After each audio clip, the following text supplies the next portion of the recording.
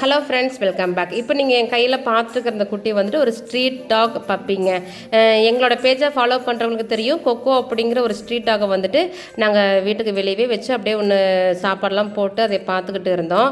சில நாள் வீட்டுக்குள்ளேயே வந்து கூட அது உட்காந்துக்கும்.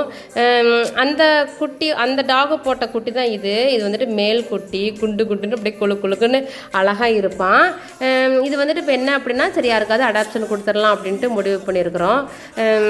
யாராவது லோக்கலில் இருக்கிறவங்க சேலத்தில் இது பப்பி வேணும், நாங்கள் நல்லா பார்த்துக்குவோம் அப்படின்ட்டு யாராவது ஆசைப்பட்டீங்க அப்படின்னா ஸ்க்ரீனில் தெரியுற இந்த நம்பருக்கு நீங்கள் காண்டாக்ட் பண்ணுங்கள்.